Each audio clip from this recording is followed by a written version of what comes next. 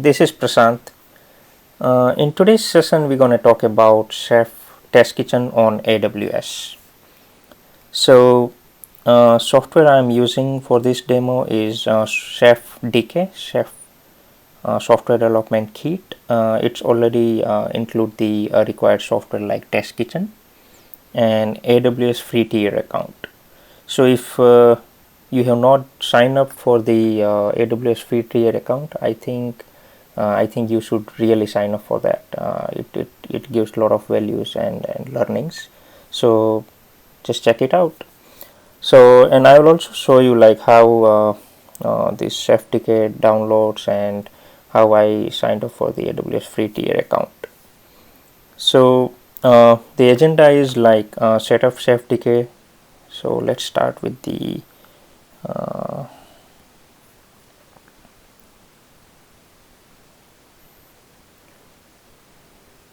so you can just go to download.chef.io and you can see like chef development kit, and you can download based on your operating system versions, right, and the architecture you use like x86, 64, whatever, right. And so once you download this, it includes all the required softwares like Test Kitchen. So the next one, AWS free tier account. So you can sign up for AWS free tier account. It's free for 12 months, and don't forget to read all the terms and conditions, like what are the resources available in free tier account. So in each category like EC2, RDS, storage, AMI, S3, so in each category you will have a set of limitations, like what are the things you can use and cannot. So be careful out there and read all the things before you start with this, but I highly recommend signing up for the AWS free tier account. So let's have a look. So this is my AWS management console, and I'm not signed in as a root account right now. So initially when you create an account, you will be signed in as root. That's the very super privileged account. But then after you create some user like IAM user, that's the identity access management, and that's how I created like C Uttery, and I'm logging in management console using this account, right.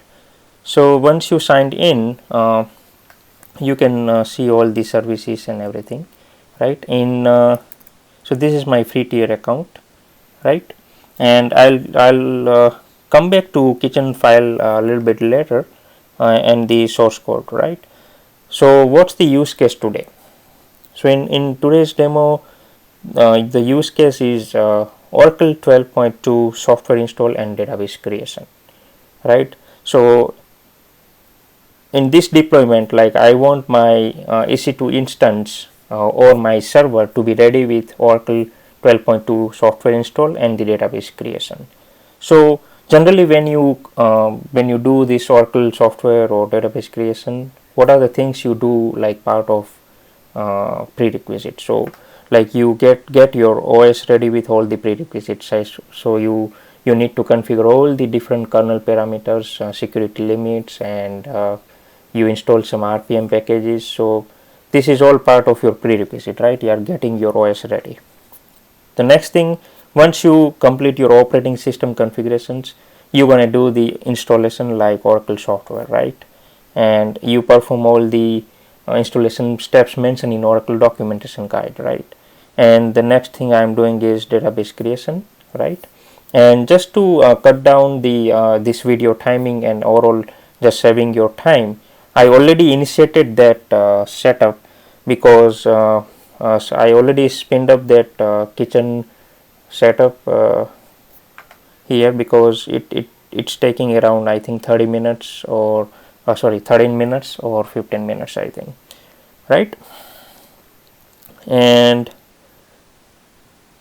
let's start with the kitchen YAML file understanding, like how do you set up the kitchen YAML file for spinning up the EC2 instance on AWS using Test Kitchen, right. So Okay, this is the kitchen.yml.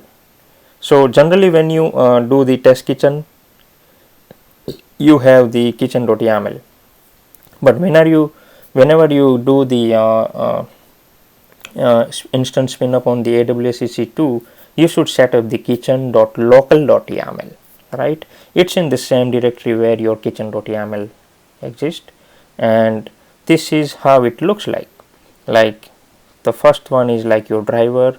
So you might be familiar with this, like what kind of driver. So again, in my previous video I explained about driver running driver as a Docker, so you can spin up the Docker container using test kitchen. Here I'm using, instead of Docker, I'm using EC2, right?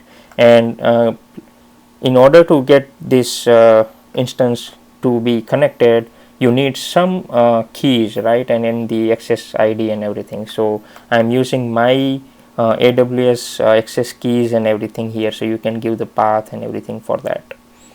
What's the region of your AWS? So whatever, so this all information, like whatever I'm showing you right now, like your region, availability zone, your security group, subnet, so everything you're gonna find in your AWS EC2 account. So you can just go here like IAM, okay, yeah, and I just created one user, so you can see your users, right? And then again you can go back to the services, right? And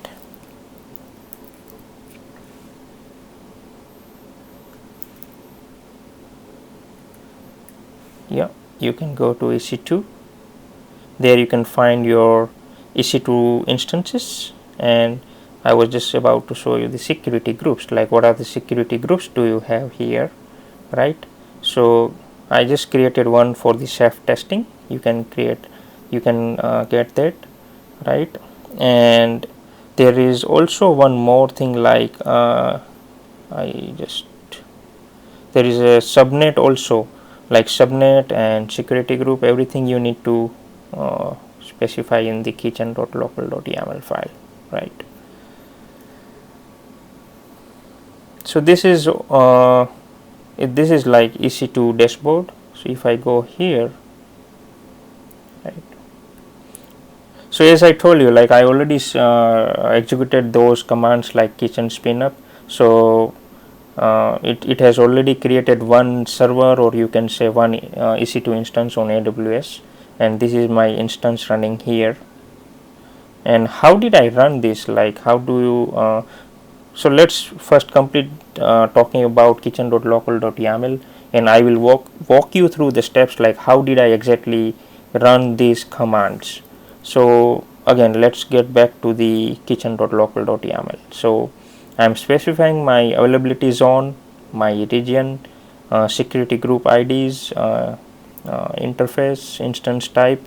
So there are a lot of instance types, like based on the sizing you're gonna select like t2.micro, or based on the CPU memory you're gonna allocate in the EC2 instance, right? And if you have created some role like giving chance to your EC2 instance to talk to S3 or something like that, so those kind of roles you can assign while spinning up the instance. So whenever this instance will be created by test kitchen, it will allocate this role to the specific EC2 instance, so that you can do it from here. There could be a requirement of allocating some storage space, like more than the default available, right? So I specially like externally mention about the volume size, like 20 gig I need for my Oracle configurations. So I'm mentioning that here in the kitchen.local.yml, right?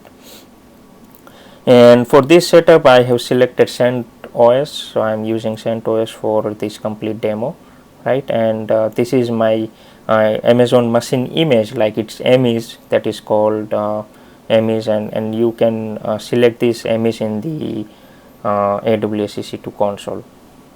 So I can show you that image, like see here it's image, right? And like here are the public images, you can find the public images, right?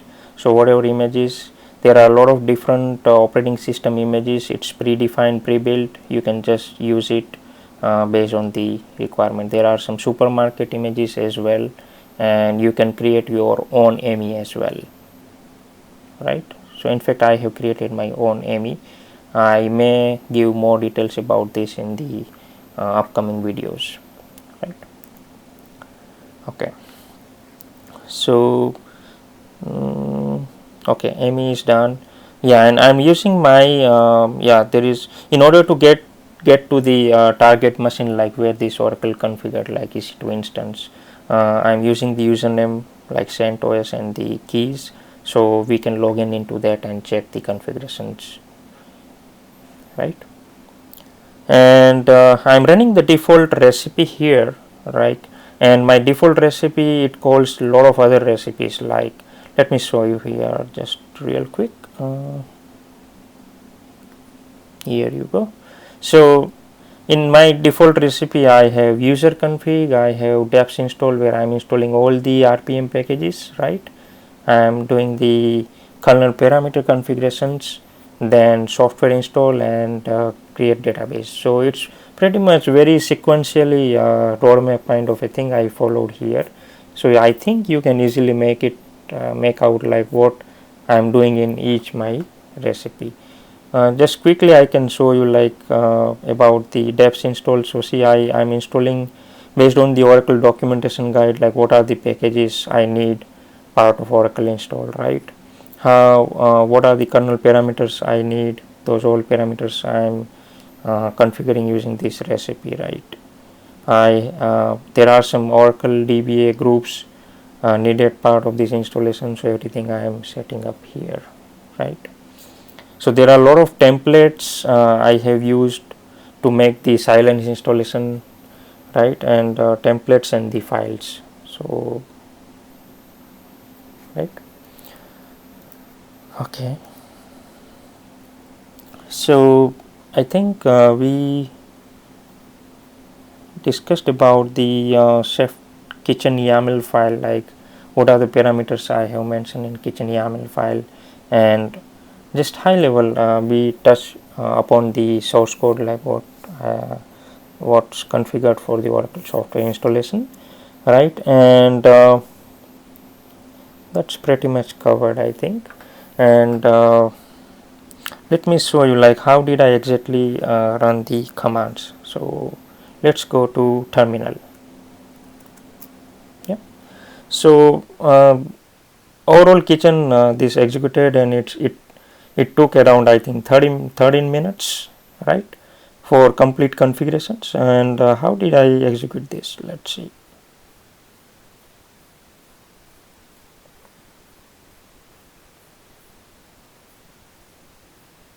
Yeah, so I just started like kitchen list, right? There was no instance created, nothing, no error.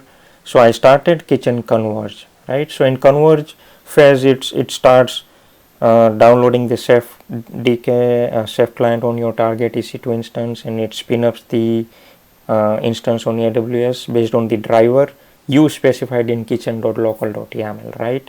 And then it started applying all the configurations whatever you mentioned in your chef recipe. So this is the high level execution step it has done, and finally it has completed this configuration. So let's see, like if I give kitchen list now, yeah, so you can see like last status is converged and there is no error in this, right? And if you notice this like driver I'm using is EC2, right? And so if I want to log in here, like I can just do kitchen login. So it will just get you to the EC2 instance, right? So I'm in that AWS EC2 instance now, right? And let's see, let me go to Oracle user ID, and I can see my instance, like let's say CSKDB, it's running, it's up and running right now. Do I have any? Yeah, I have also listener also up and running, right? And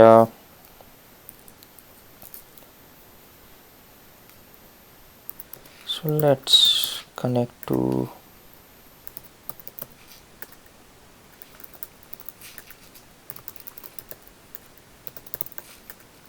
there you go. So your database is up and running and it's configured successfully, right?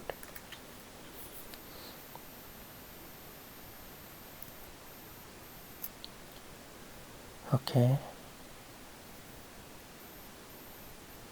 so I think we covered everything in agenda. I think chef DK, yeah, AWS free tier account, kitchen YAML file.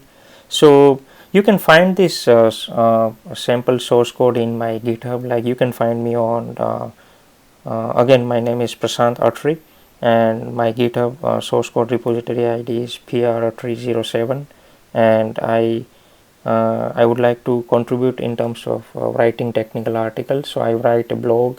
You can find, just Google it, my name, and you will find my blog address. Thank you so much. Thanks for checking this out.